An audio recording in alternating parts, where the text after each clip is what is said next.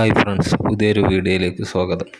ഇന്ന് നമ്മൾ മാനേജ്മെൻറ്റ് അക്കൗണ്ടിങ്ങിൻ്റെ first chapter introduction to management accounting ആണ് ഡിസ്കസ് ചെയ്യുന്നത്. ഒരു മാനേജ്മെൻറ്റിനെ സംബന്ധിച്ച് ആ സ്ഥാപനത്തിന് വേണ്ടിയിട്ട് ഒരുപാട് തീരുമാനങ്ങൾ അവർ എടുക്കേണ്ടി വരും.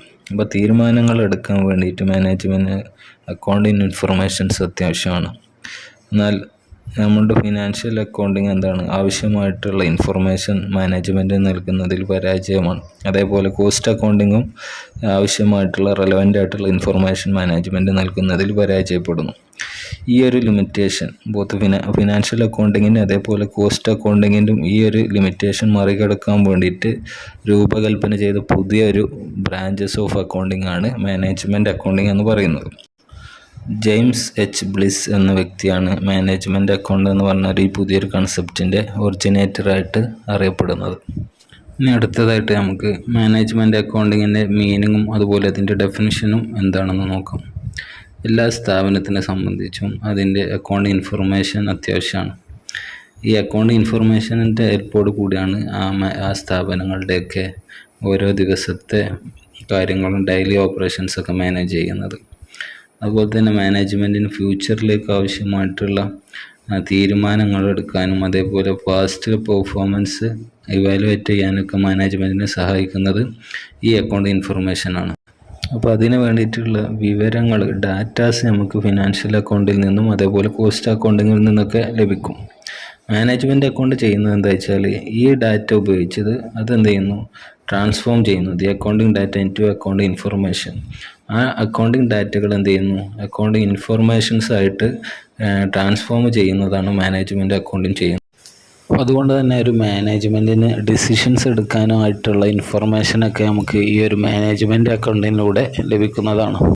ഏറ്റവും ചുരുങ്ങിയ രൂപത്തിൽ ഇതിൻ്റെ ഒരു അർത്ഥം പറയുകയാണെങ്കിൽ മാനേജ്മെൻറ്റ് എന്ന് പറയുന്ന അക്കൗണ്ടിങ്ങിൻ്റെ ഒരു ബ്രാഞ്ചസ് ഓഫ് അക്കൗണ്ടിങ് ആണ്. ഇതുകൊണ്ട് ഉദ്ദേശിക്കുന്നത് മാനേജ്മെൻറ്റിന് ബെറ്ററായിട്ടുള്ള തീരുമാനങ്ങൾ എടുക്കാൻ ആവശ്യമായിട്ടുള്ള വിവരങ്ങൾ കൊടുക്കുക എന്നുള്ളതാണ്. ഇനി നമുക്കിതിൻ്റെ ഒന്ന് രണ്ട് ഡെഫിനിഷൻസ് എന്തൊക്കെയാണെന്ന് നോക്കാം. ആദ്യത്തെ ഡെഫിനിഷൻ വരുന്നത് Robert Anthony gives an simple definition for management accounting. Robert Anthony എന്ന് പറഞ്ഞൊരു വ്യക്തി ഇതിനൊരു സിമ്പിളായിട്ടുള്ളൊരു ഡെഫിനിഷൻ പറഞ്ഞിട്ടുണ്ട്. അതെന്താണെന്ന് വെച്ചാൽ, according to him management accounting is the concern with accounting information which is useful to management. അതായത് അയാളുടെ അഭിപ്രായത്തിൽ മാനേജ്മെൻറ്റ് അക്കൗണ്ടിങ് എന്ന് പറയുന്നത് അക്കൗണ്ടിങ് ഇൻഫർമേഷൻ എന്താണ്, മാനേജ്മെൻറ്റ് യൂസ്ഫുള്ളാവുന്ന തരത്തിൽ വരുന്ന അക്കൗണ്ടിങ് ഇൻഫർമേഷനെയാണ് നമ്മളെന്ത് പറയുന്നത്, മാനേജ്മെൻറ്റ് അക്കൗണ്ടിങ് എന്ന് പറയുന്നത്. ഇനി ഇതിൽ രണ്ടാമത്തൊരു ഡെഫിനിഷൻ നോക്കുക. ഇതാണ് കുറച്ചും കൂടി ആക്സെപ്റ്റബിൾ ആയിട്ടുള്ള ഒരു ഡെഫിനിഷനായിട്ട് അറിയപ്പെടുന്നത്. ഈ ഒരു ഡെഫിനിഷൻ പറയപ്പെടുന്നത് ആംഗ്ലോ അമേരിക്കൻ കൗൺസിൽ ഓഫ് പ്രൊഡക്ടിവിറ്റിയുടെ ഒരു റിപ്പോർട്ട് പ്രകാരമാണ് ഈ ഒരു ഡെഫിനിഷൻ വന്നിട്ടുള്ളത്. അപ്പോൾ ആ ഡെഫിനിഷൻ എന്താണെന്ന് നോക്കാം.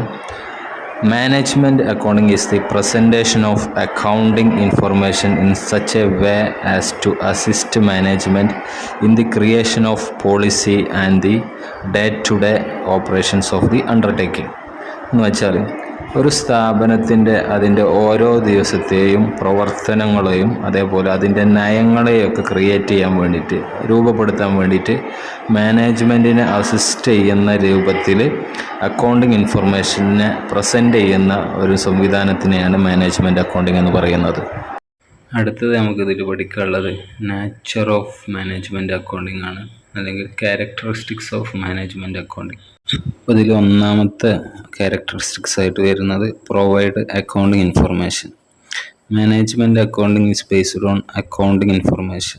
മാനേജ്മെൻറ്റ് അക്കൗണ്ട് എന്താണ്, അക്കൗണ്ടിങ് ഇൻഫർമേഷൻ ബേസ് ചെയ്തിട്ടാണ് മാനേജ്മെൻറ്റ് അക്കൗണ്ട് ചെയ്യുന്നത്. അപ്പോൾ അതിൽ ഇൻവോൾവ് ചെയ്യുന്നത് it involves presentation of information in a way suitable to the management.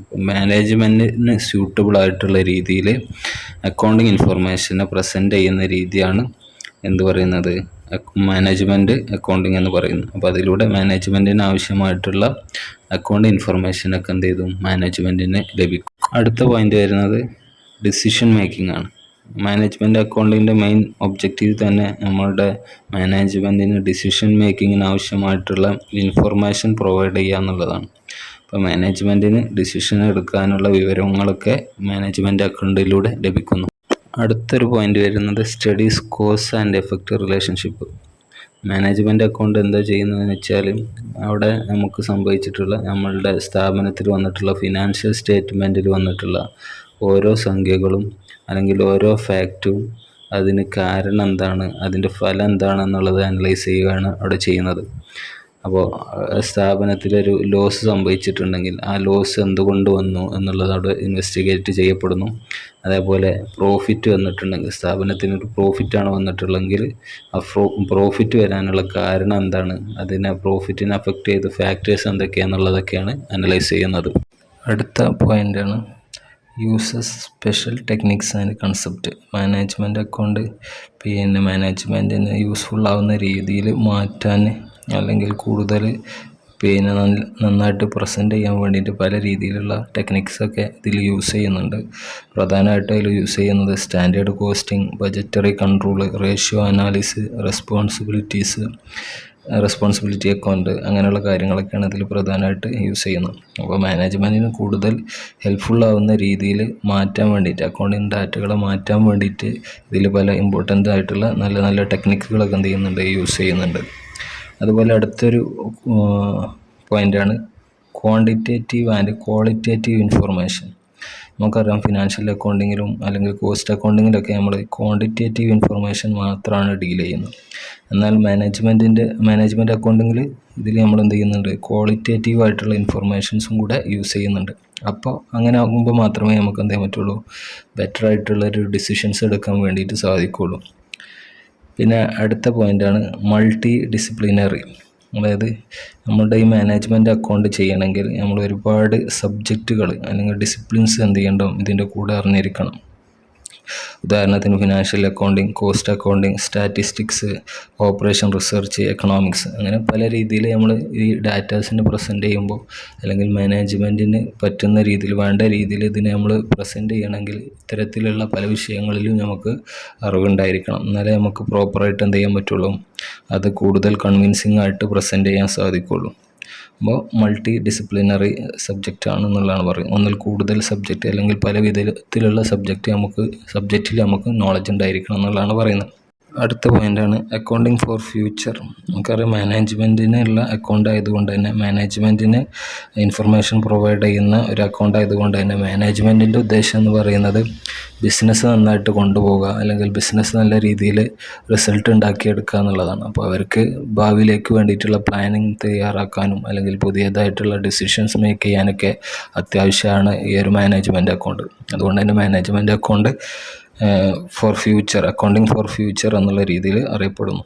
പിന്നെ മാനേജ്മെൻറ്റ് ഓറിയൻറ്റഡ് ആണ് അടുത്തൊരു പോയിന്റ്, മാനേജ്മെൻറ്റ് ഓറിയൻറ്റഡ്. നമുക്കറിയാം മാനേജ്മെൻറ്റ് അക്കൗണ്ട് എന്ന് പറയുമ്പോൾ നമ്മൾ ഇതുവരെ പറഞ്ഞതുപോലെ തന്നെ accounting information for uses of മാനേജ്മെൻറ്റിൻ്റെ യൂസിന് വേണ്ടിയിട്ടാണ് ഈ ഒരു അക്കൗണ്ട് തയ്യാറാക്കുന്നത്. അതുകൊണ്ട് തന്നെ മാനേജ്മെൻറ്റ് ഓറിയൻറ്റഡ് ആണ് എന്നുള്ളതാണ് പറയുന്നത്.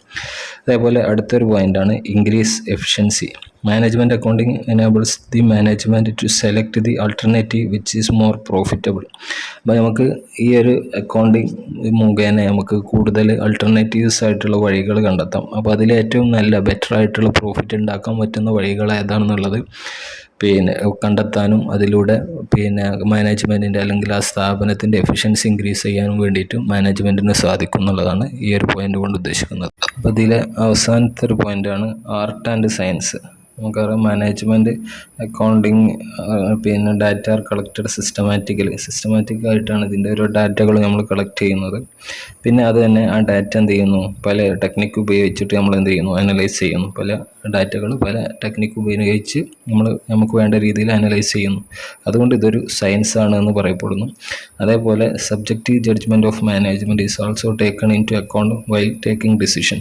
നമുക്ക് തീരുമാനങ്ങൾ എടുക്കാൻ വേണ്ടിയിട്ട്, ഡിസിഷൻസ് എടുക്കാൻ വേണ്ടിയിട്ട് മാനേജ്മെൻറ്റ് എന്ത് ചെയ്യുന്നു, ഈ അക്കൗണ്ടുകളെ സബ്ജക്റ്റീവായിട്ട് നമുക്ക് ഏതാവശ്യത്തിനാണോ അത് വേണ്ടത് ആ രീതിയിൽ ഇതിനെ ജഡ്ജ്മെൻറ്റ് ചെയ്യുന്നു. അതുകൊണ്ട് ഇതൊരു ആർട്ടാണ് എന്നുള്ള രീതിയിലും പറയപ്പെടുന്നു. അതുകൊണ്ട് തന്നെ management account is both science as well as an art എന്നറിയപ്പെടുന്നു. അപ്പോൾ ഇത്രയും ഭാഗങ്ങളാണ് ഈ ഒരു പാർട്ടിൽ ഉൾക്കൊള്ളിച്ചിരിക്കുന്നത്. ബാക്കി ഭാഗങ്ങളായിട്ട് അടുത്തൊരു പാർട്ടിൽ കാണാം.